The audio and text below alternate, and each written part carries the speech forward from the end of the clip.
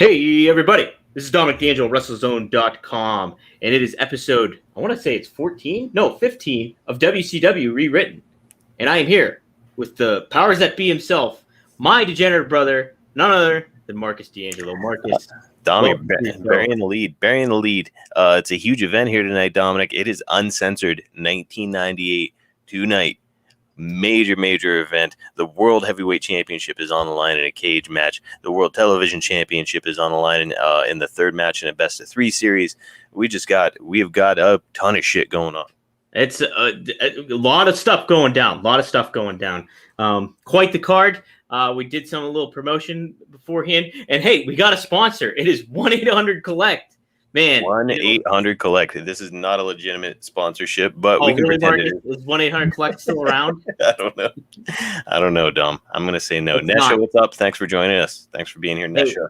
Also, what was I gonna say? Dang it, you made me. Oh, I looked up 1-800-COLLECT. I did a little research, and do you know how much the charges were? The initial charges were for using 1-800-COLLECT.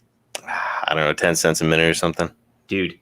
$29.99 for the first 5 minutes, then $2.99 afterwards. How the fuck is that a deal? Just absurd. How is that a deal? That's almost a cell phone bill. Yeah, ridiculous. Benjamin saying NXT is on right now. Ben, thanks for joining us. Nesha, yeah, you guys got good timing. NXT takeover in your house. Right, I know. Like we're trying. Hey, man, we're trying to give the wrestling fans something legitimate to get into. Whoa. I'm sure in your house is going to be one hell of an event. Seems like Todd Pettengill will be there. Yeah, Todd Pettingill's there. Doc Hendricks, good main event going on. But hey, we got a good main event going on here, and we're scratching that nostalgia buzz as well.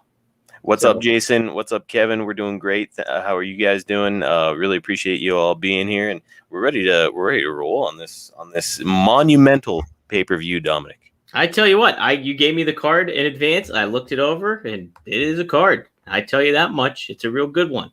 But Marcus, as per usual, what we do is we run down what originally happened at this particular event, which now happens to be Uncensored 1998.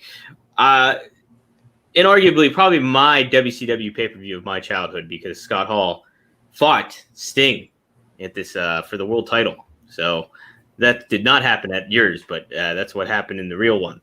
So let's run down the original card here, Marcus. So Uncensored 1998 took place on March 15th of that year in Mobile, Alabama. Conrad Thompson country right there. He may have been there, Dom. I don't know. Hey, he may have been there. It was at the Mobile Civic Center. That's easy for you to say. Easy for me to say. I'm really slurring my words here. But here's how the card happened. Booker T, the champion, defeated Eddie Guerrero, who was with Chavo Guerrero he successfully defended his World Television Championship. The match was 11 minutes. Juventud Guerrera defeated Conan in singles competition in 10 minutes and 21 seconds. Chris Jericho successfully defeated Dean Malenko by submission for the WCW Cruiserweight Championship. Marcus, we got a little bit of some feedback from that. Why the hell would we change that match, Marcus? Yeah, it's it was not like I'm just jumping in on this pay-per-view and rearranging it. Like, we started back at obviously Starrcade 1997, so a lot has changed. Chris Jericho and Dean Malenko, while they aren't feuding right now, I'm sure I'll have them feud sometime down the road. Nash is about to melt down there in Mississippi. It was 93 heat index, 111 earlier. Fuck that weather. Yeah, James, have you ever used it? I have not. I think my parents would have gone ape shit if I tried. They would have gone ape shit if we used the WCW hotline. Yeah. Jason, 6-man match starts off tonight. I don't care for it, really, honestly. Oh, okay, they got one of those 6-man events. Dom, did you hear the rumor that AEW is thinking about doing the 6-man tag team championship?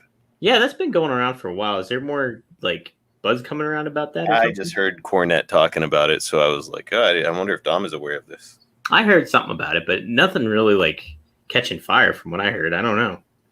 I could be off on that.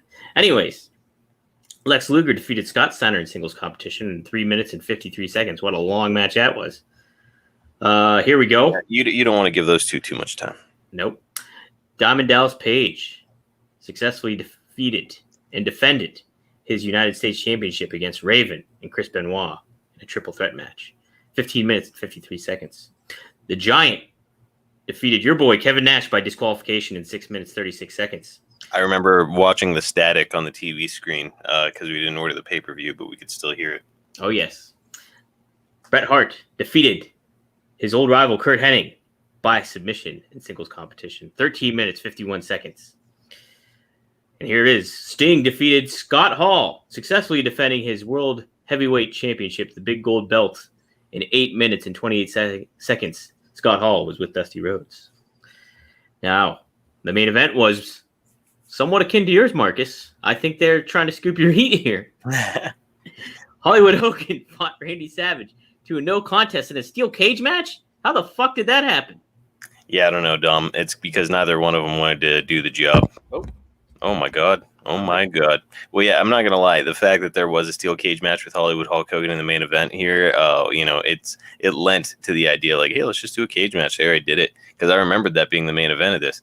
So yeah, that's where we find ourselves.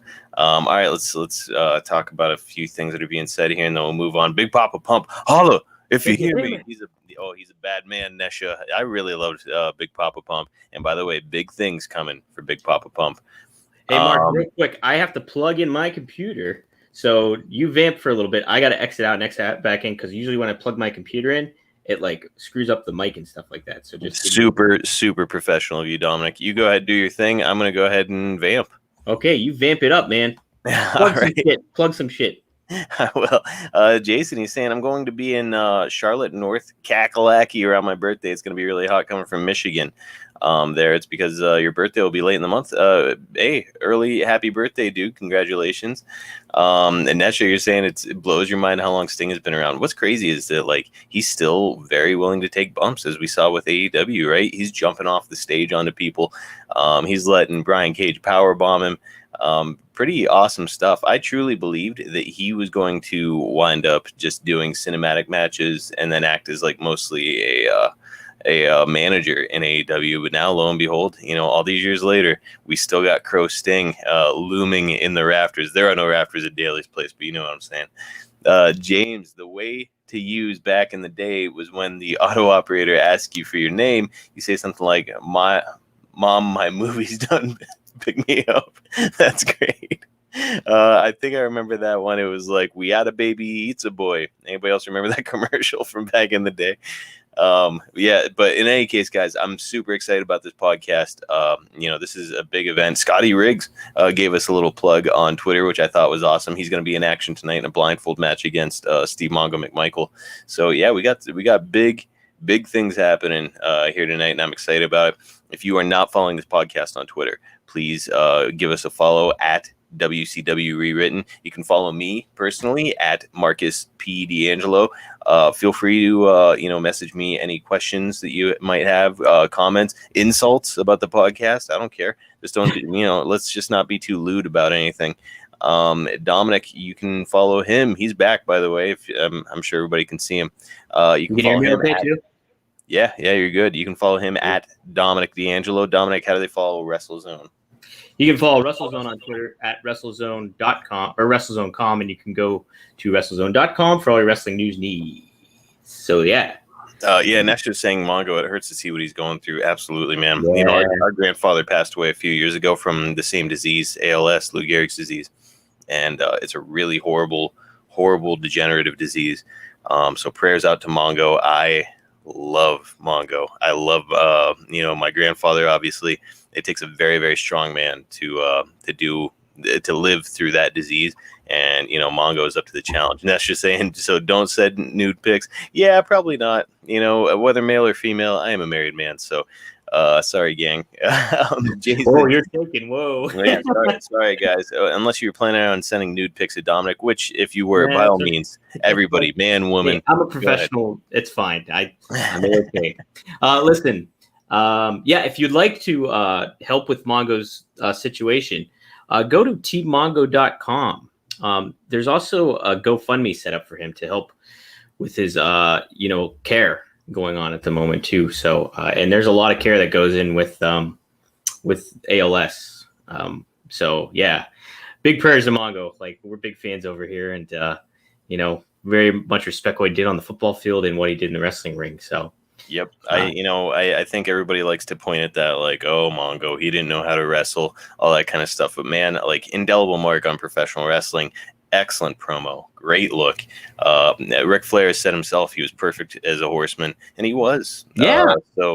Yeah, I love Mongo, and I wish him the best. Takes a very brave, very strong man to deal with that disease, and he's doing it with a lot of dignity. So I'm really happy that that everybody's giving him that support.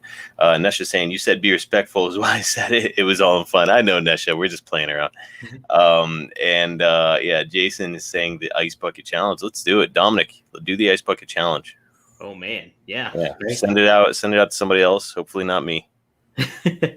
But no, I'll do it. Of course I'll do it. I don't mind. All right, in any case, let's get this thing kicking. Dom, what do you say?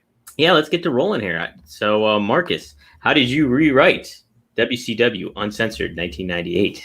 All right, so Uncensored intro plays, and we find ourselves live in the Civic Center in Mobile, Alabama. So by the way, before this, I was like, I wonder if I can find the intro from Uncensored 1998. And guess what? I did immediately. Go to YouTube.com. I'm using the exact same intro. It lasts like maybe 30 seconds. It's just like flickering, kind of like, TV static. And then Scott Hall makes a quick appearance there. And then it says Uncensored 1998 or whatever. So it's pretty cool. In any case. Okay, Tony Schiavone, Bobby Heenan, and Dusty Rhodes are here, and they are pumped up about the stat card we have tonight. Tony hypes the main event featuring Hollywood Hulk Hogan taking on Sting in a steel cage match for the WCW World Heavyweight title, and Dusty puts over his fellow Gold Standard brothers, Tully and Steven Regal, who will be taking on Curt Hennig and Kevin Nash respectively. Nash and Regal, he reminds us, are in a tables match, wherein the first participant to put the other through a table is the winner. All right, we're kicking off the night with quite a spectacle as Raven and Saturn make their way through the crowd. Their opponents come out to a massive pop as Lex Luger and DDP enter the arena together to DDP's music. So, Dom, for this match, I'm envisioning Lex starting things off and just dominating before tagging in DDP. DDP is going to hold his own for a while, but then Saturn is going to rake his eyes to gain the advantage, and the heels will just get continual heat on Page throughout the match. DDP was really, really good at selling, getting his ass beat, and kind of like working from underneath, being like an underdog. So I'm like, this is the perfect spot for him to do that. Yeah. So Luger will look for the hot tag, but Raven and Saturn will continually stop Page. Finally, Page starts his comeback against Saturn with his classic discus punches. His inverted pancake thing that he used to do is like a pile driver, right? It's almost like Cesaro's neutralizer. Yeah, it was just not. He didn't hook the arm. Right, exactly. So he's going to do all that stuff. Page will be what in the world? Anyways, okay. Page will be crawling. It said creating. I was like, what in the world is that? Page will be crawling to Lex Luger. But just as he gets there, Saturn manages to pull him around. But wait, out of nowhere, DDP hits the diamond cutter. Oh. Self high five. Love DDP. Oh, Nesha, DDP is the best. Jason couldn't get behind him, he says. Jason. Oh, Jason, you didn't like DDP? Oh my goodness. DDP. Oh, we're big DDP folks over here. only liked him as a manager, he's saying. I get it. I think, Dominic, if you and I had been watching DDP in the early days when he was like a box of gimmicks, where he was like, he had a toothpick, he was chewing gum, he was smoking a cigar, he had like dollar store sunglasses on. Like, it might have been harder for us to palate him, I think. But you and I came in, all we knew him as was a wrestler, So, so maybe that's why he sees him that way. James, thanks for the plug, man. Yeah, guys, give us a follow all around. He's saying, Papa Pump DeAngelo. He stands for Papa Pump DeAngelo. That is what my parents named me. Marcus, Papa Pump DeAngelo. They had a premonition about they did some Steiner math in their head. They just knew. Yeah. It just happened. All right, so DDP hits that diamond cutter out of nowhere, and then he tags in Luger, who immediately comes after Raven, who has come through the ropes. After bouncing Raven all over the ring, Luger will turn to the fallen Saturn and motion for the torture rack. He hoists the unconscious man up and racks him it says tax him. I really need to proofread these so I don't confuse myself. And he racks him as the ref calls for the bell. Raven pulls his comrade out of the ring and helps him to the back. And we end the segment with Raven looking toward the two men with complete disgust on his face. So, yes. So the opener, Luger and DDP go over against the Flock. But that's a good one. Raven had that look of disgust on his face. Dominic, is he done? No, of course not. Quote the Raven, nevermore. Nevermore. He is not done yet. Jason saying it's really sad to see Lex Luger nowadays, how small he's gotten. It is, but his attitude about himself and his position in life, and he's found God, and he's a really cool dude.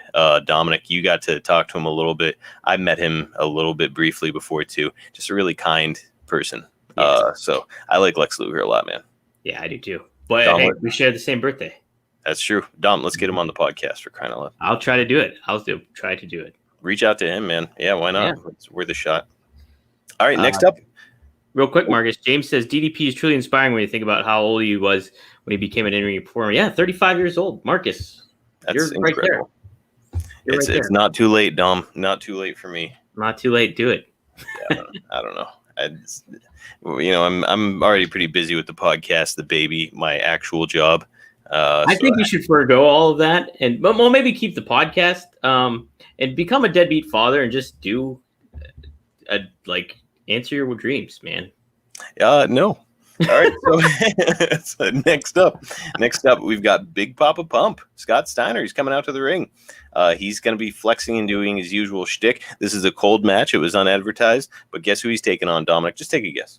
Oh, you know what? I have no idea. I put up the headline there, but I'm going to say, is it the Yeti? Actually, yes, it's Ron Reese. I know. Marcus. Oh, you looked at that. That's right. Yes.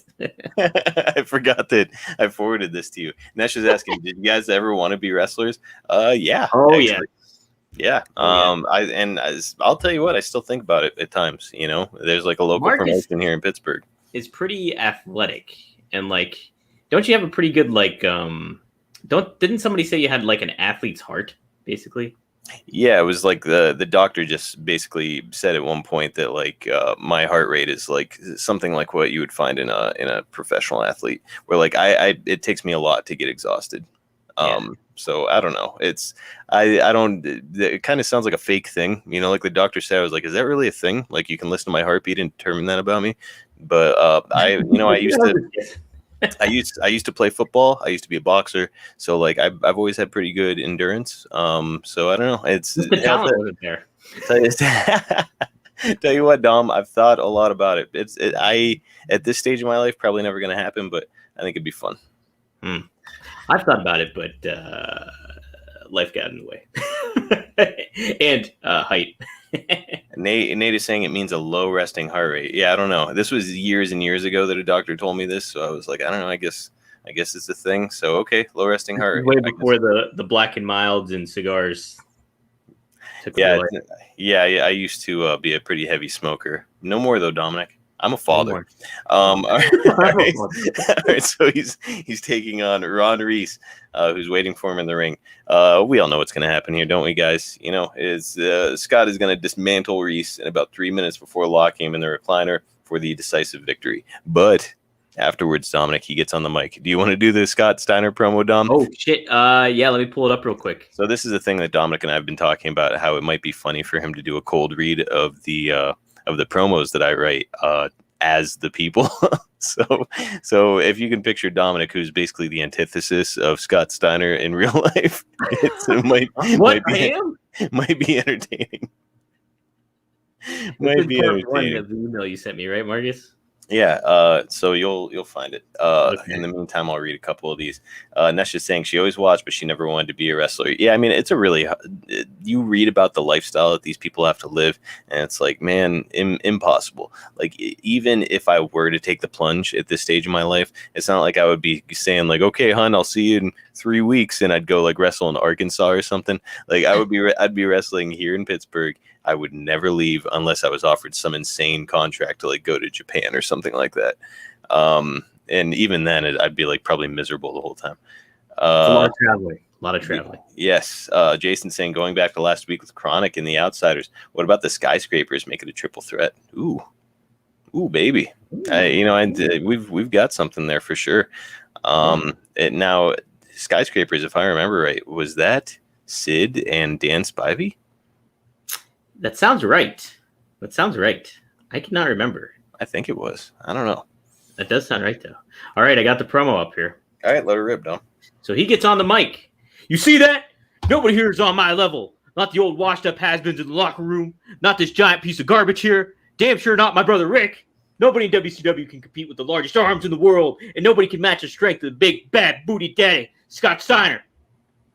Then, that was pretty good, Dominic. Just then, the crowd comes unglued as none other than the Giant makes his return. Oh. He looks pissed as he marches to the ring. Scott Steiner looks like he's seen a ghost, and he exits the ring quickly before leaving through the crowd. The Giant grabs the mic that he left behind. You want to be the Giant? Oh, the Giant has I wasn't reading forward. No, you can do that, Margaret. You be the Giant. All right. I've been out for a long time trying to heal, and my neck is still broken now. But I've seen enough of cowards like Scott Steiner, the Wolfpack, and especially Kevin Nash thinking that they can just take over a territory whenever they want and act like they're the baddest men in the business. There's only one baddest man in WCW, Scott Steiner, and you're looking at him. Broken neck or not, I plan to prove it to you and everybody else. The Giant leaves the ring, and we end the segment. So, hey, I was right, Dom. They're saying yes, it was the Dan Spivey and Sid in the Skyscrapers. Wow, look at that, pulling it out of the way back end of your encyclopedia in your noggin. Every once in a while, Dom. My wife always gives me a hard time because I don't remember to get some of the groceries she asked me for, but I have an incredible recall and stuff like that. You forgot the Cool Whip, but you cannot remember. Then the Undertaker was a replacement. Dude, I legit did forget the Cool Whip one time. So that's hilarious. I just pulled food out of thin air. Mm-hmm. All right. So next we get a video package of Brian Clark saying that Goldberg has not earned a title shot and will never get to challenge for the U.S. Championship. Mixed into this package will be images of both Clark and Goldberg dominating opponents in those handicap matches that they've been in. Then we get J.J. Dillon from 6 days ago telling Goldberg that if he can beat Buff Bagwell at Uncensored, he can have a shot at the U.S. title. We also get a clip of Dillon telling the NWO that if any of them interfere, they will all be out of a job. All right, so Goldberg's music hits, and the man makes his way to the ring to a huge pop. He breathes smoke. He's throwing his punches and kicks, and he looks fucking awesome, as always. What an unbelievable look. Brett, I was watching the Bret Hart A&E biography, and when it came to the subject of Goldberg, he said that if Goldberg was on a scale of 1 to 10 as a wrestler, he'd be a 0. And I'm like, Bret Hart is, awesome. Probably the best worker in the history of the business. But I think he's wrong there because being a wrestler is not all about technical skill, right? It's kind of about having that X factor and that look and that vibe to you. And Goldberg had that in spades. You can't pay to get what he had. So I have to disagree with Bret there. Well, I think he meant from an in-ring perspective, perhaps. But even that, you got to give Goldberg a little more credit than that. Yeah, I mean, you don't. Obviously, it's a horrible shame that that's how his career ended, was Bret Hart's career. But absolutely, no, terrible. And I hate that Goldberg was so stiff with people. But as far as value, man, he had it in spades. Yeah. Buff Bagwell. I heard the Bret Hart biography is the best one yet so far. Yeah, it was really good, man. Really good. I need to watch him. I think Piper might be my favorite of the bunch, but Piper is really good. Too. Mick Foley, I watched a little bit of Mick, and his was really good too. Yes, it was. Jason is saying Buff Bagwell is known as the handsome stranger in GWF. I didn't know that for a long time. Yeah, I did hear about that too. Wasn't he a stripper or something before he got into pro wrestling? Yeah. I know the Renegade was. Wasn't he a gigolo? I think he became a gigolo later. Oh, okay. Yeah. All right. Nesha, she's loved the biographies. Yeah, they've been awesome. If you guys haven't seen them, go check them out on A&E. They're still running the reruns of them. All right, let's hammer on, and then we'll keep reading some of these. All right, Bagwell comes out to the ring. Oh wait, I skipped ahead. Schiavone reminds us that Goldberg is undefeated, but questions whether or not Bill will be able to stay that way when he matches up against the more experienced and also heavily muscled Buff Bagwell. Bagwell comes to the ring looking as cocky and as confident as ever, and the match is underway. This match is going to be short because Buff was not like a super strong worker. Goldberg damn sure was not a strong worker. But Bagwell will start as the aggressor, jumping Goldberg and giving him a pretty convincing beating. He shoots Bill off to the ropes, and that will be the final mistake that he makes for the night as Goldberg nails the spear on the return. The crowd pops for Goldberg's spear. Dude, his spears were always insane. Like the way that people would react to his spear, especially like once we got to the midpoint of the year, like around July, which I'm actually kind of trying to nudge us in that direction a little bit further since I already know what happens. The way that people would stand up and just come unglued was just like, it was magnetic in those arenas back then. Yeah, man. Yeah. It's like that pop that he would get with those spears. It was crazy. Yep. Unbelievable. Like I said, you can't pay for what he had, man. Goldberg gets up looking super intense and sets Buff up. We see that Brian Adams has come to the top of the ramp, but JJ Dillon has said, if you interfere, I'll fire you. So Brian Clark? Yeah, I'm sorry, Brian Clark. He's at the top of the ramp, and he's looking down toward the ring with angered shock on his face. Bill points at Clark before hoisting Buff up for the jackhammer and driving him into the mat for the victory. Goldberg gets up, and he's smiling at Clark. From the crowd, though, behind Bill comes Brian Adams and Scott Norton. They jump Goldberg and beat his ass before finally driving him into the mat with a double power bomb. They leave Bill laid out in the ring, and we end the segment with Clark grinning evilly toward his fallen foe. Ooh. Yes. All right, we got a couple here. Wasn't both Bam Bam and Vader out of WWF at this point? What would you think about bringing them into WCW Rewritten? Vader was in WWF still. He was during the stage in '98. I want to say it was late '98. He wound up leaving and then going to Japan. And Bam Bam was working for ECW at this time, but his contract expires near the end of the year. Yep. Which is why he did in real life come to WCW at the end of 1998. Yeah. Scott Norton, I always felt he was so underrated. Absolutely, Jason. Yeah, Scott Norton is awesome. Another one of those Minnesota Wrecking Crew guys. Awesome dude. Massive guy. I think he just kind of got put on the back burner and never really made his way up front. I want to get his book too. He's got a book out. Does he really? Yeah. Dude, that book would be something else. I watched The Dark Side of the Ring, and he was in it, the episode about the collision in Korea. Yeah, and just unbelievable what he went through over there. Yeah, man. All right. Out next, Dominic, we've got Scotty Riggs coming through the crowd. He looks very grunge. I really love this version of Riggs, dude. And I saw really serious potential in him. I remember being as a kid, like looking at him and being like, why is this guy not like a big star? Like he's got a cool look. He's handsome. He's really good in the ring. He's super muscular. Like I even like the cut off black jean shorts with like the combat boots, like that look that he had. It was just like really fucking cool looking. And I was like, why is this guy not a bigger star? Like I just couldn't wrap my mind around it. So I have some plans for Riggs down the road. Heck yeah. Hey, potential friend of the show. Let's get him on the podcast. I mean, let's get him and Luger on the same podcast.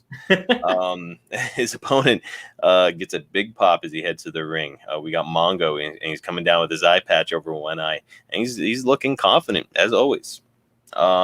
So, Dom, we're going to make a big thing out of the ref putting the hoods over both men. Riggs, as a heel, he should be visibly uncomfortable, and Mongo is going to have that like real determined vibe. I think that 6 minutes is going to be a balanced amount of time for a match like this, and we're going to fill a lot of that time with both men kind of wandering the ring, trying to find each other, missing on attacks, etc. Much like the Jake the Snake, Rick Martel clash at WrestleMania 7, I think. WrestleMania 6 or 7. I think it's 7. It was something like that. I don't remember. Yeah, I could be. I think I might be 6 now that I think about it more. Ultimately, though, after taking a few shots from Mongo, Riggs is just going to say he's had enough, and he pulls the mask off, and he tries to charge Mongo, but Mongo is going to sense, and I put that in quotations, he's going to sense him and catch him with a belly-to-belly suplex as Riggs charges him. With mask on? With mask still on. Wow. So Riggs has taken his mask off, and he's like, screw this, and he charges him, but he gets a belly-to-belly. And he's going to pull Riggs up to his feet, hoist him up, and nail him with the tombstone pile driver for the victory. So Mongo is going out on top here tonight in this blindfold match. Mongo, man. Now, Marcus, question for you. Did you expect, I mean, obviously we talked about Mongo earlier on and stuff, but did you expect Mongo to get this big of a push when you started writing this? Or kind of no, probably not. I'll be honest. You know, I've said a few times on this that I've mapped it out basically all of 1998. But that being said, there's like I've got like a very basic sort of a layout. So there's some characters that have sort of like fallen through the cracks, which I'm sort of like just doing on the fly or coming up with things on the fly. Mongo is one of them. Billy Kidman is another one, which one of our friends has texted us tonight and asked us what's going on with Billy Kidman. So like some people who I like and see a lot of value in, they just kind of have fallen through the cracks. And, you know, I'm trying to find a good home for them. So believe me, I have plans for Mongo. I have plans for Billy Kidman. You know, if there's some other talent on this that you love, I've thought about everybody. So we'll find a home for them. Right now, though, I'm in the same. I've not thought about Lash LaRue. He will not be coming in my version of WCW. Wow. Confirmed. 100% confirmed. If you've been holding out for it, you might as well quit listening to the podcast because he will never make an appearance on this. All right. So, Dom, next up, we've got Chris Jericho making his way to the ring, ready to take his shot at capturing the Cruiserweight title. Oh, my. It's on, Dominic. He's got his hair in that stupid ponytail on top of his head, and he's wearing his Monday Night Jericho shirt, and he looks very cocky and confident. This was the greatest version of Jericho by a long shot, was it not? Oh, I love this Jericho. I mean, that's what got us hooked to Jericho, right? Yep. I mean, the Y2J thing when he first came into WWE, it was a lot of fun and like close second to this one. But dude, this era of Jericho, just like the crybaby douchebag, was the funniest, like most entertaining stuff ever. And by the way, even at that age, I was like, dude, he can go. Like he can really go. Yeah. Yeah, he's skilled, man. Juventud Guerrera comes down to a massive pop and his awesome music. What a great entrance theme Juventud Guerrera had back in the day. Maybe you should pull it up for our listeners, Tom. I will play it when I'll make a clip of this and I'll play it. There you go. He does his headbanging thing with his long hair and he looks like an absolute star. He is still wearing his mask though. He will never lose the mask. I think I mentioned that last week. You did make that. I'm giving this match a solid 20 minutes, dude. These two always stole the show. So I say let's allow them to give us an all-time Matt classic here. I want Jericho to completely avoid cheating throughout this match, showing that even though he's a cocky, annoying asshole, he is skilled and can go with just about anybody. Nate is saying that his fave was when Jericho didn't talk forever and the fans were behind him. Then he spoke and he was a heel. Yes, absolutely. Nesh is saying, Disco, don't forget about him. Oh, Nesha, I hate to disappoint, but I don't see Disco on there. I don't see a ton of equity in Disco right now. I will say though, I've thought about an angle for him, and he might make some appearances here. So far as he's just been an enhancement talent in my version of WCW though. Yeah. My phone shut off for a sec. Here we go. All right, ultimately, Hoovy is going to look like he's gaining the late advantage, so Jericho will do his classic lift behind the old classic, distract the ref and then lift behind you and nail somebody in the balls. So Hoovy takes a groin shot and goes down. So with Hoovy down, Jericho is going to hit his lion salt before locking the juice in the lion tamer. Let's all remember this. Dominic, I'm sure the image is emblazoned on your mind in the same way it is mine, but like Jericho, especially on Hoovy when he'd lock on the lion tamer, it looked fucking vicious. Oh my god. He would like kneel on the back of his head. Yeah. Right. Mm-hmm. And like I would be like, he's got to tap out. I remember being a kid like, dude, tap out, just make this end. I don't want to see this happen to you anymore. Jericho said in his book, when he went to WWF, he adjusted that specifically because he knew he was going to be working with bigger guys. So, yeah. What big guy's going to be able to take that? Yeah, right. Nesha's giving me some good pitches here. She wants Disco. She wants Glacier coming out slinging ice like Sub-Zero. Imagine him just throwing snowballs at his opponent. I told Dominic a few weeks ago, I was like, dude, Glacier in my version of WCW is just damaged goods. like this guy with all this potential. I'm like, no, I just can't do it. Like, I can't look at him anymore. So he used to kneel on his head. In any case, this is the finish, as Juvi has no alternative but to tap out. Chris Jericho is our new Cruiserweight champion. Jericho does that fake, disingenuous celebration cry. Then he makes the ref raise his hand in victory multiple times while Tony Schiavone yells, "All right, enough, get him out of the ring." And Juvi retains his mask. He doesn't lose his mask in this universe. Yeah, retains his mask, loses the Cruiserweight Championship. Oh, Nate is out on this. Sorry, dude. All right. Okay, so up next we've got Curt Hennig of the Wolfpack taking on Tully Blanchard of the Gold Standard. Dude, what a match. Marcus, our friend Casey did have quite the nickname for the Gold Standard. And he called them the Old Standard, which is very funny. I'll address what Casey had to say at the end of the podcast because it is really funny stuff. And I feel like I've got answers for some of it, and some of it I don't. Uh-oh. All right, so Curt may have been a bit past his prime here, but he was still absolutely incredible in the ring. And I can only begin to imagine what a masterpiece this match would be. You know, you've got two guys grew up in the business, know the ins and outs, know all the psychology. And like I said, Curt was not the Curt of like 1992, but he could still go, dude. Yeah. Oh, yeah.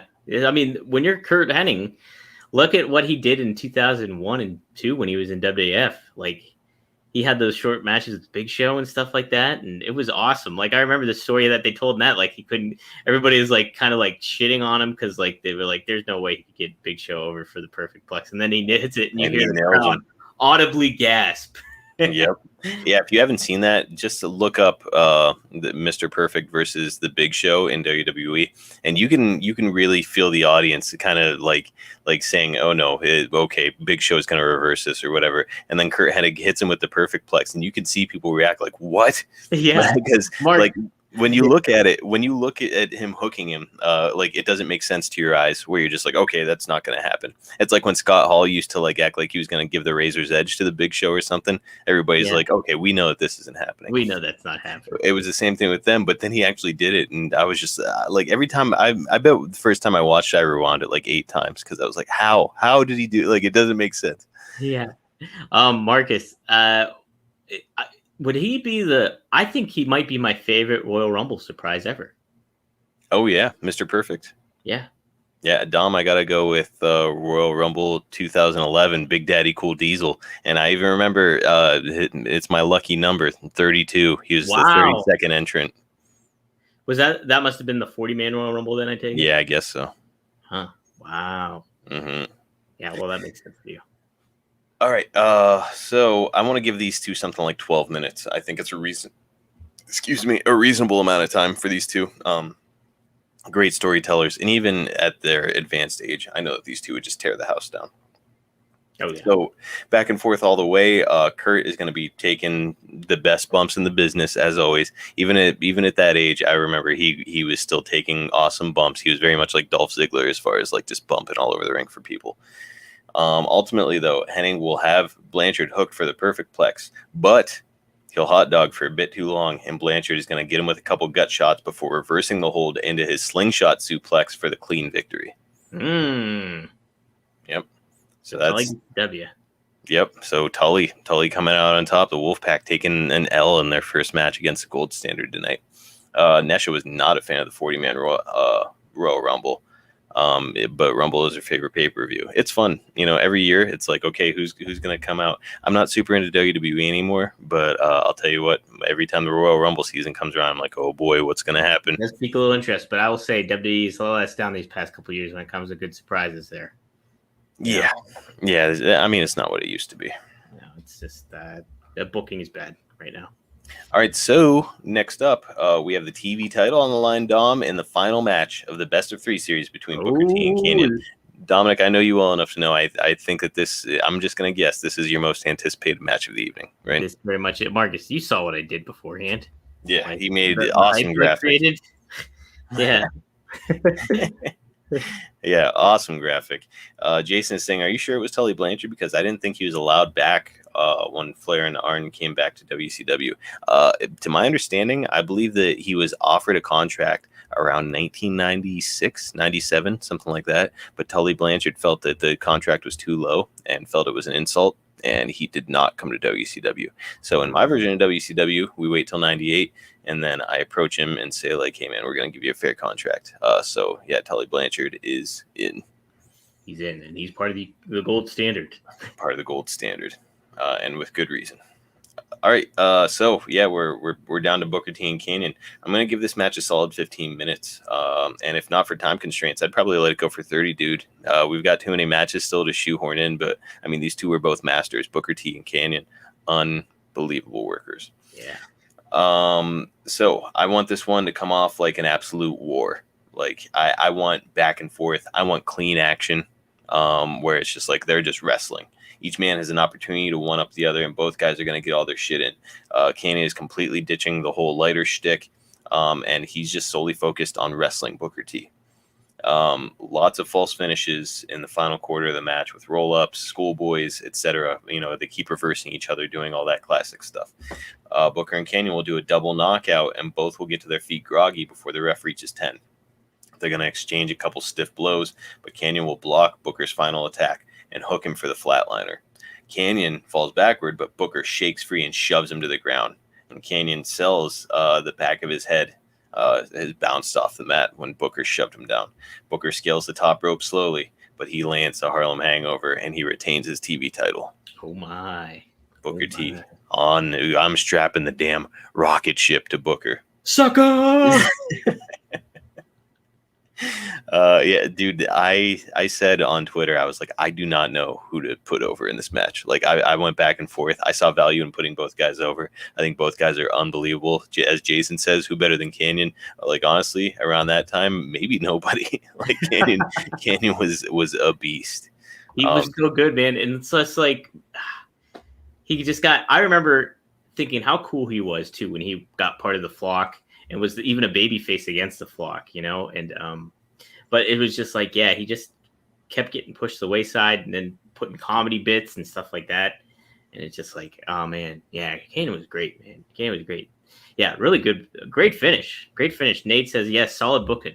Thank you. I appreciate it. And let me tell you, man, it was tough because I see every reason to put Kanyon over in this match too. But I'm like, you know what, Booker T, he's too damn good. It took too damn long for him to reach the heights he should have in WCW. So I'm nudging him forward a little bit. And I don't think that really hurts Kanyon too much. And you can no, I don't think so either. And believe me, I'm not done with Kanyon. We got plans. Oh, yeah. Yep. All right, so following the match, Raven does a run-in and starts beating on Booker, but Lex Luger comes out and bumps him with the clotheslines before ultimately clotheslining him out of the ring. So that's what's going to end that segment. Oh, boy, Dominic. Up next, hang on. James is saying, did you know that Mr. Perfect worked out with a huge log that he would run with another heavier one that he used to build his core strength for the Perfect Plex? Well, that makes sense now that he was able to hoist up the Big Show if he's doing that kind of crazy shit. Some Rocky Balboa shit right there. Yeah, Nate is saying he would have gone with Kanyon because he was his fave. But good job. Thanks, man. I appreciate it. It is sad how his life ended. They're about to do a Dark Side of the Ring on Kanyon, and I cannot wait to see it. I'm nervous about seeing it because I feel so awful for the way that his life ended. But, man, you know, I think the best thing we can do for him as fans is just keep his memory alive like we do, you know, and put him over the way that we do because unanimously everybody's like, he was unbelievable, underrated. Yeah, yeah. Oh, and Nash is saying it's $1 million belt time over there on In Your House. I shouldn't plug it. We're gonna lose viewers. I know. I want to watch that match. All right. So up next, Kevin Nash, Dominic, is coming down the ramp ahead of his tables match with Steven Regal. The camera takes us to ringside, and who is now sitting in the front row but Scott Hall in 6. Oh boy. Yep. Not those ne'er-do-wells. Shenanigans. They mug the camera, and Dusty makes a point to say that they had better not even think about interfering. Hey, they better not even think about getting out there. Thank you, Don. Regal is out next, and he's alone, and we've got this thing going. I'm going to say something like 8 minutes for this match. which I think is sort of a sweet spot for Kevin Nash matches. Like 6 to 8 minutes, he can get all of his stuff in. He doesn't get gassed. If he's against a really good opponent, the opponent is like kind of. I feel like I'm being demeaning to Kevin Nash, and I don't mean to. I love Kevin Nash, and I think he's an unbelievable worker, great psychology. But like he's a huge dude, so there's only so long that you can go. So I think that 6 to 8 minutes is going to be good for Kev. In any case, we're telling the story of these men trying to put one another through a table. So I want like a lot of teases throughout the match. Like with both of them doing the old, like about to fall off the apron through a table, setting each other up before being countered, etc. So near the end of the match, Regal is going to be getting the better of Nash on the outside of their ring, just working him over with punches. And Six is going to reach over the barricade and slap Regal in the back of the head. Regal's going to turn around and slap Six across the face, which then prompts Scott Hall to stand up and deck Regal. Dusty has seen enough, and he leaves his broadcast position and marches to ringside as the crowd gets whipped into a frenzy. Oh, death enough there, daddy. Yeah. I done seen enough, Tony Schiavone. I don't. Hang on. Let's read a couple. Hey, what's up, Fishing UK Glasgow? Thanks for joining us. Yes, you can see, James is saying you can see Mr. Perfect using those logs on Lifestyles of the Rich and Famous. It's a good watch. It also has his dad, the Axe Hennig, in it Where too. the Axe? Yeah, Dominic, you and I got to be around the Axe a little bit live down there in 2018 in Louisiana. Oh, that's right. Yeah, he was there. Yeah. Nesha saying hard times, daddy. Hot times. All right. Let's hammer on. Nash has taken advantage of the distracted Regal and has him occupied while Hall and Six fire up before joining jumping over the barricade to meet Dusty. So you like Scott Hall used to do this all the time, where he'd be like, he'd see somebody coming for him and be like, "Oh, what? Like you want a piece of me?" And then he'd like start coming at him. So that's sort of what we're looking at. So they're jumping over the barricade and they're squaring up against Dusty in the aisleway. But the Dream is not backing off. Six charges him and he gets a back body drop onto the floor. So immediately Dusty's just shaking off Six. Hall comes next and he starts working Dusty over with those signature punches. In the scuffle, Hall has turned his back to the entryway though, and out comes running the Nature Boy. Woo! Ric Flair, and he's got a chair in hand. He smashes Hall over the back with it, and then he turns to crack Six just as he's regaining his feet. In the meantime, however, Nash has set up a table at ringside, and he jackknifes Regal through it for the victory. He notices that his buddies are getting beat down, and he heads over to help them. Dean Malenko and Tully Blanchard come out of the back to back up their gold standard comrades, and Hall, Nash, and Six all back off to end the segment. So Kevin Nash going over. Hey man, he's my favorite. You got to put him over.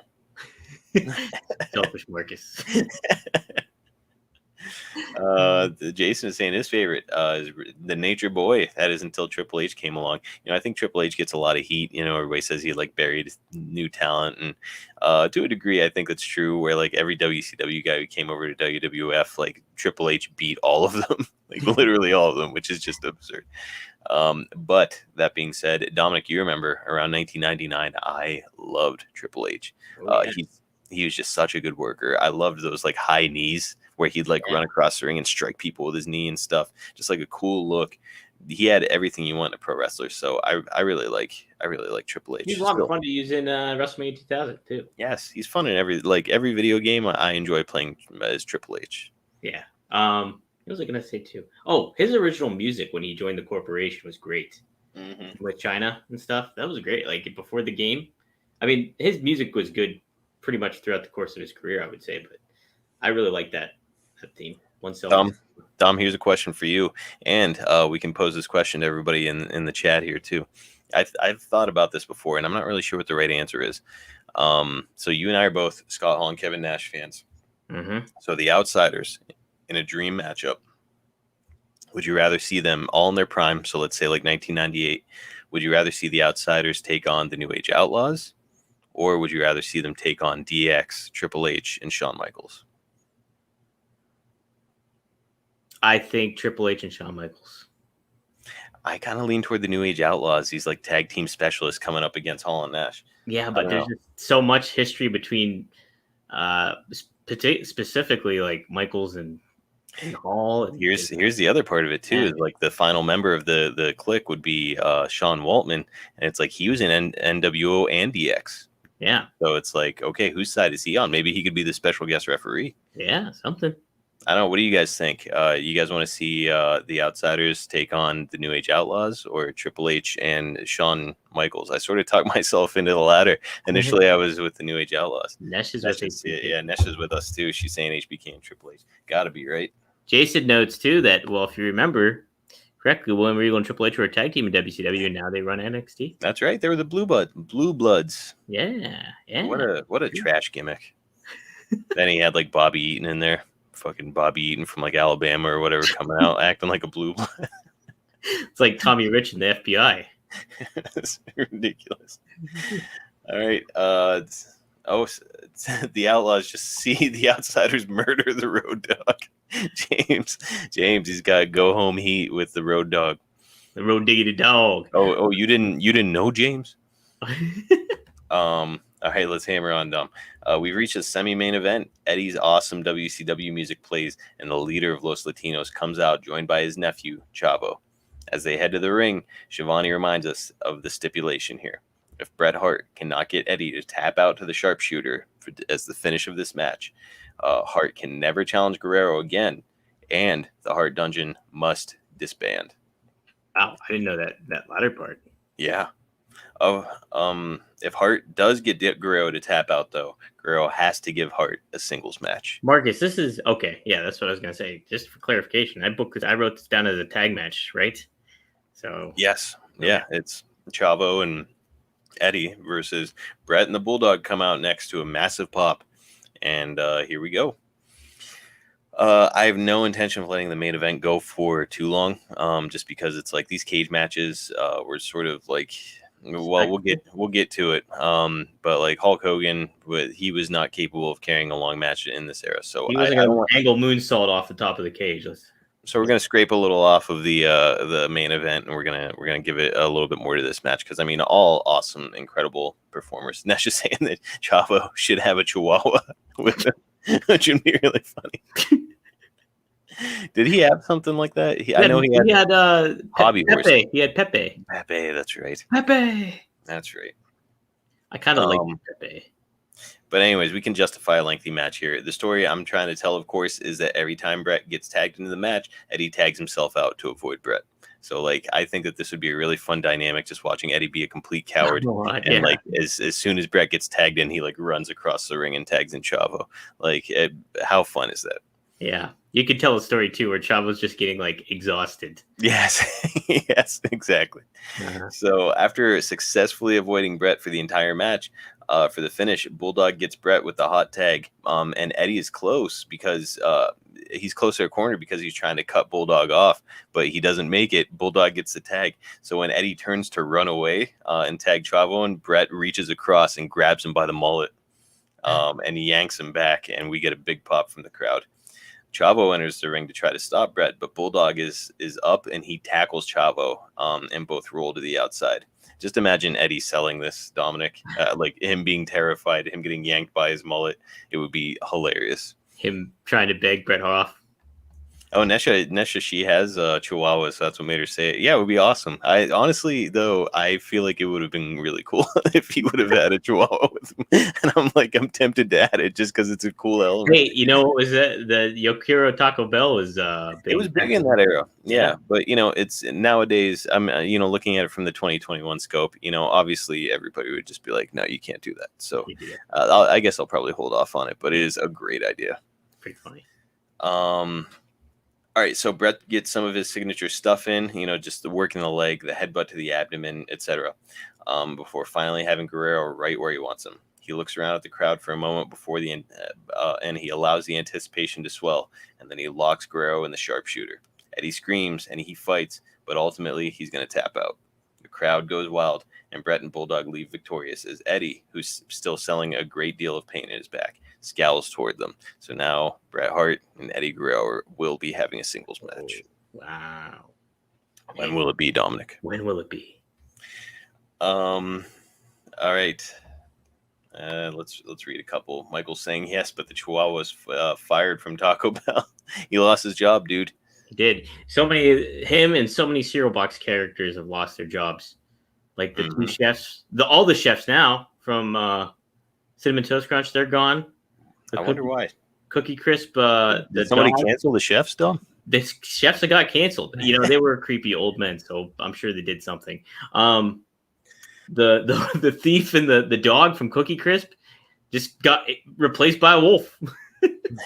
So what the fuck happened? I don't know. They're just like, fuck these characters. They're getting off the box. I tell you what, if Tony the Tiger ever leaves Frosted Flakes, I'm fucking over. I quit cereal forever if that happens. Hey, that's our boy, WCW alum. What's his name? Tony the Tiger? No, the voice of Tony the Tiger. He worked for did he? Yeah. Oh my God, what's the guy's name? Well, I know he sang the Grinch song. No, that was Boris Karloff, dude.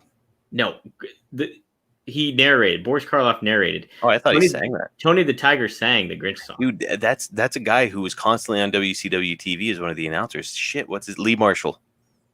Are you sure? Yep. I don't think I'm okay. This has to be solved. All right, Dom, Google it, and I will filibuster. Okay. Can anybody else confirm that? Was that Lee Marshall? Who is, I know he was Tony the Tiger. I know he worked for WCW. Okay, Marcus. Yeah, I mean he was Tony the Tiger voiceover announcer. Let's see. Yep. He was the original voice of Tony the Tiger. Was he really? Yep. Wow, what a connection. How about that? My mind is blown. He was only 64 when he died. Yeah, he died young. But he used to do that whole, like, he would be traveling for WCW, and Tony Schiavone would always say, like, he was not traveling. Like, so they'd be like, well, calling in from New Jersey is rambling Lee Marshall. Lee, what's going on? And Lee would always have, like, some joke about Bobby the Brain Heenan being a weasel by the end of his little shtick. But Tony Schiavone admitted on his podcast, he was like, yeah, he was just, like, calling from his house. He wasn't rambling. So Marcus, you were mostly correct on this. So according to Wikipedia, his bass voice is notable when announcing circles, holding the premier position in that field. The voice of Tony the Tiger. He succeeded Thurl Ravenscroft.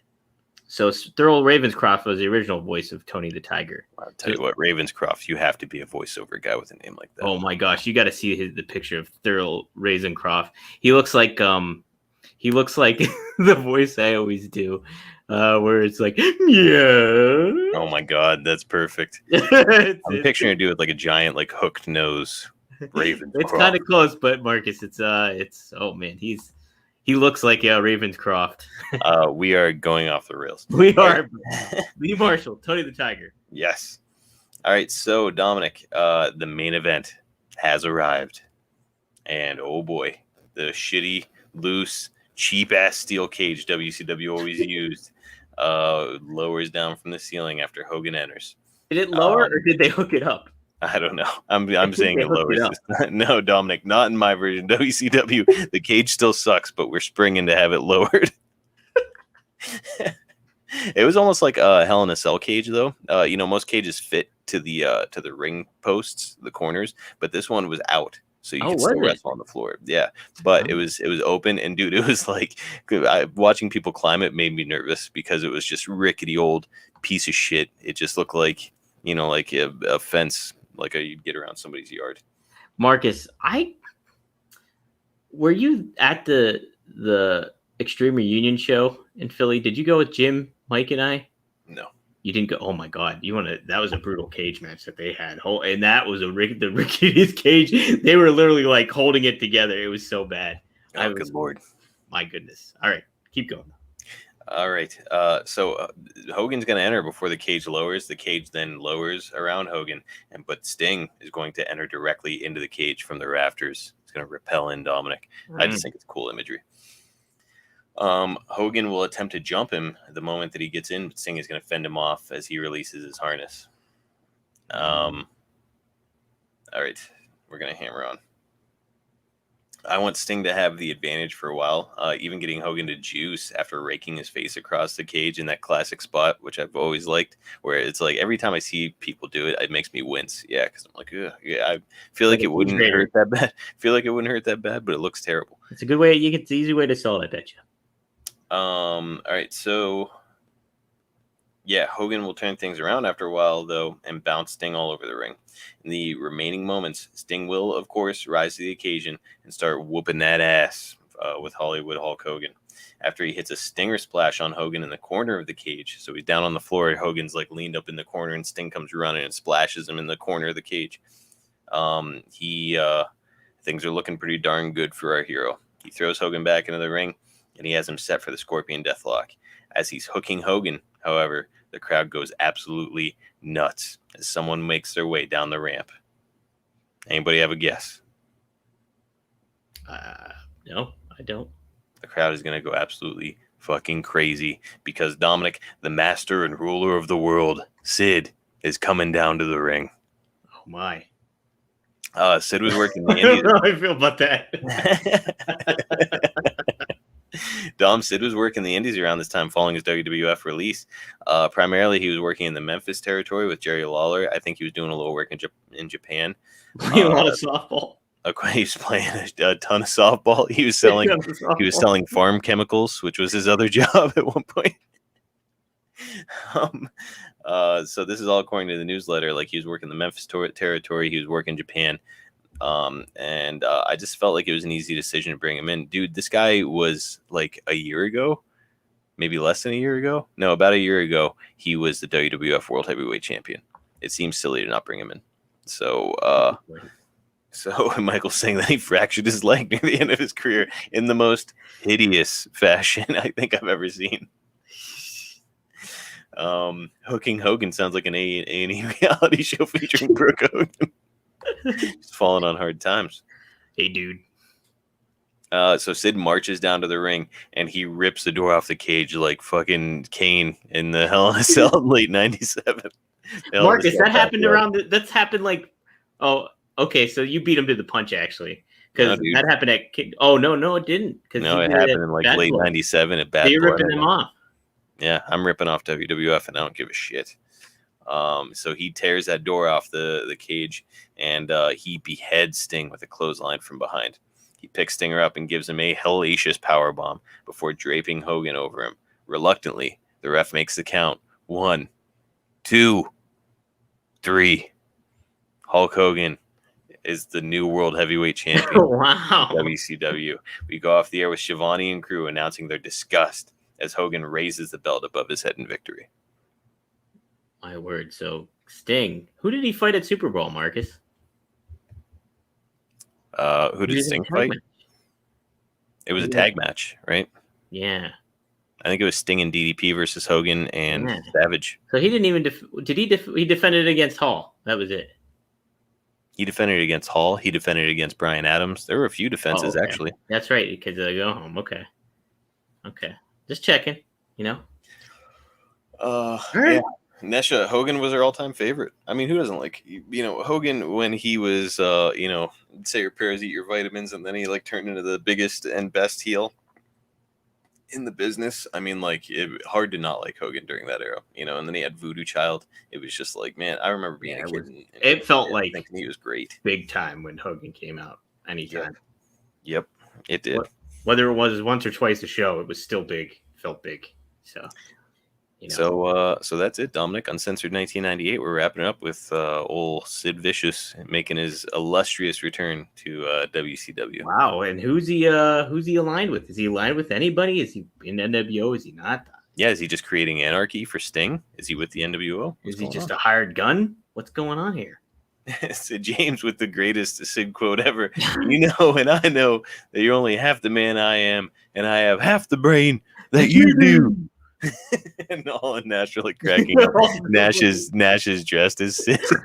It's just great shit. And all's just laughing straight up. Nate saying that Hogan robbed his boy Savage of the spotlight at every single turn. Yeah, he did too. Savage, Randy was awesome. Yeah, guys, thank you for joining us. It was fun. So we do have a couple announcements to make before we hammer on. So due to my increasingly busy schedule, because I do have I have a side hustle, part-time job. I have a kid. I've got my full-time job. So Dominic and I have been talking about it, and it's looking like we're going to start doing every other week 4 recordings. I'm not going anywhere. I'm going to continue doing this. I'm not going to stop writing it. So it's just scheduling Makes it easier it's going to make it way easier on us. So every other week, and it's a guarantee. We are doing it every other week. We'll try to go live every Sunday. And it's going to be a great time. Yeah, and you know what? I think taking an extra week kind of helps us prep not only a little bit better, not for just you, but I mean, like, I'll be able to churn out some more clips and stuff, something I've been really wanting to do, and like kind of promoting this a lot more too, and having the time to do that and splice some clips together and kind of get the word out more about this show, because I really enjoy sitting here. I was amped, like, to hear what was going to happen between Kanyon and Booker T. Like, damn. So it's like, it's some good stuff happening, and Marcus. I sent Marcus some new logos that I've made for some of the factions and stuff like that. So I'm really enjoying kind of having fun doing some creative stuff on the visual end of this show. So it's been a lot of fun, and we're going to keep going at it because it's cool, man. And I think doing it bi-weekly, it kind of not only prolongs the series, I mean, because this can go as long as we want, basically, but I mean, it just paces it out better and gives us some time to breathe and promote what happened week in and week out, So yeah, it seems like it's been coming up time and time again where people, kind of on the periphery of the podcast were just hearing about it. Like it happened today where this guy was like, "Hey, why would you change the Dean Malenko versus Chris Jericho match?" And it's like, because that's not what we were doing. Like we're working a different thing. So Dom, he's gonna be kind of like posting updates, and saying like, "Hey, here's what happened last time." So it's just going to kind of make life easier, make things flow better, and also just give me a little bit more time. Because it's been rough. Best tag team in WCW history, Dom. It's the Outsiders. Come on, too sweet, baby. Yeah, gotta be. If not them, probably Harlem Heat or Hollywood Blondes. Yeah, Hollywood Blondes are great. I don't know, dude. Harlem Heat were where it's at. And the best theme in WCW history. High Voltage, not in contention. Not in contention, I'm afraid. Okay. Oh wait, Runway Royalty, possibly. Ooh, you gotta build a little bit. Thanks, James. It has been a great series. We're not going anywhere. Nash just saying being a parent is hard. She's a mom, so she gets it. Yeah, it's she just basically if I'm not at work, I'm trying to spend my time with my baby. So and it's a newborn kid. It's a newborn. Yeah. So it's like, I'm writing this like sometimes during my lunch break at work, like sometimes when I'm like, when my wife and baby go to bed and I've got like a half hour to myself. So it's like, I'm shoehorning in and I'm like, man, if I could just do this every other week, it would be so much easier. So that's what we're doing. But yeah, like I said, we're not going anywhere. Nate is saying, speaking of Harlem Heat, where's Sherry? Sherry got fired from WCW in 1997. So this would be before I started, because if you remember, I started Starrcade 1997, which is the end of 97. I don't remember when she was fired. I want to say it was around midpoint of the year, but Eric Bischoff fired her because she was having some substance abuse issues. Now, that being said, as I mentioned before, we are not acknowledging substance abuse. No injuries happen in this imaginary world that I've created. So, like, could I bring Sherry back in? Absolutely. She did act. What a talent. So. No question about it. Nash, you got a 9-year-old daughter. That's awesome. My girl is 8 months old. Recently 8 months. So yeah, it's been an adventure. All good.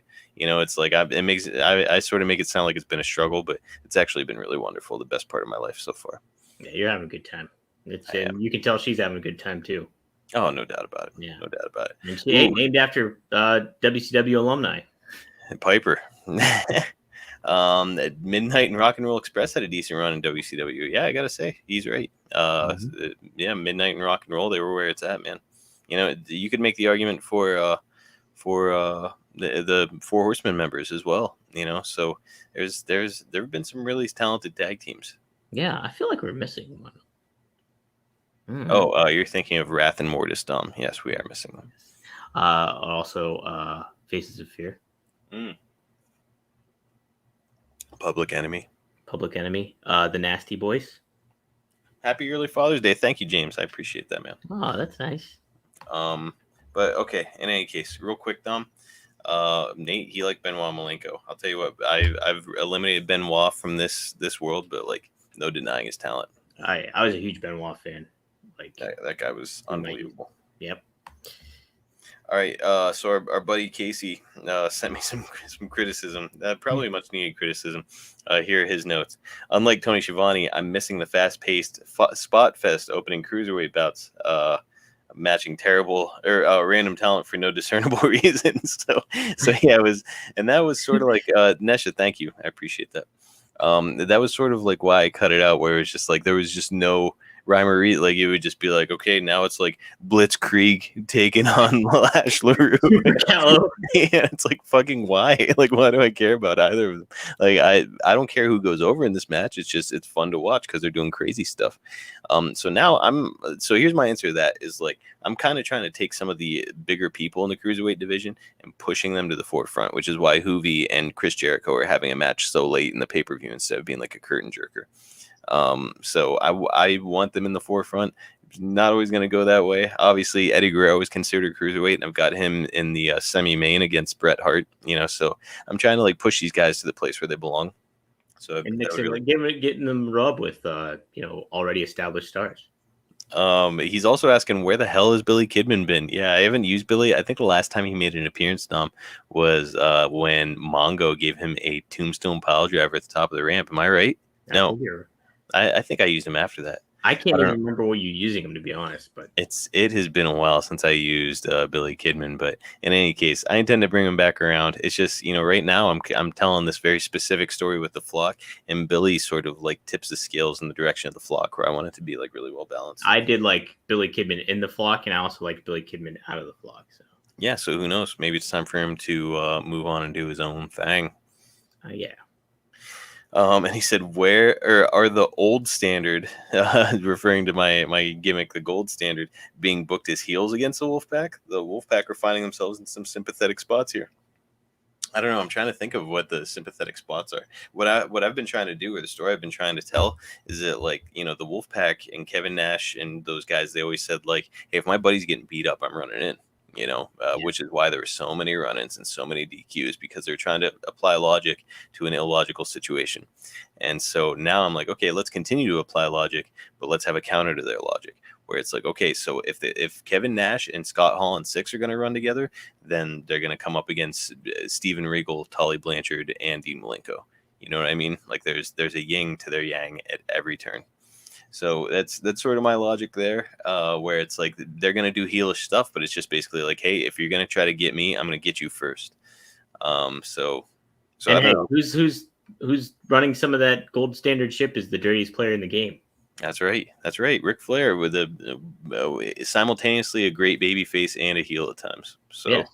It's just, nature of the business. But I don't know. It's I might have to rethink a few things here. There might have. I kind of think in certain regards too. It says that's a big faction. Let's say that too. It's also a lot of people in that faction.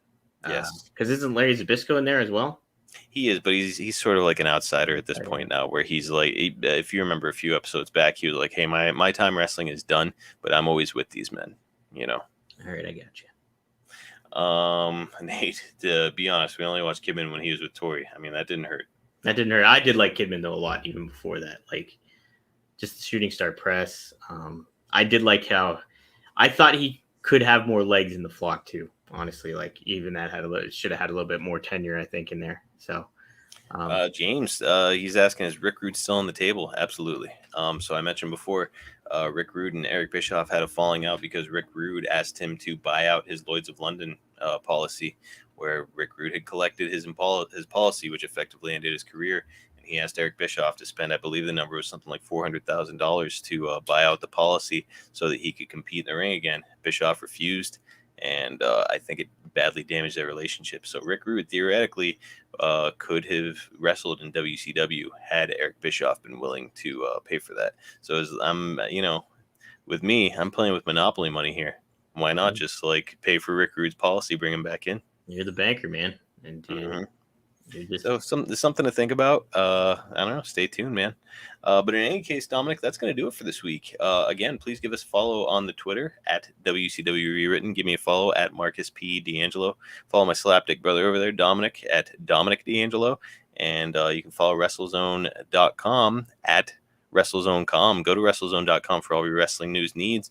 And yeah, guys, continue to tune in. Continue to support us, please.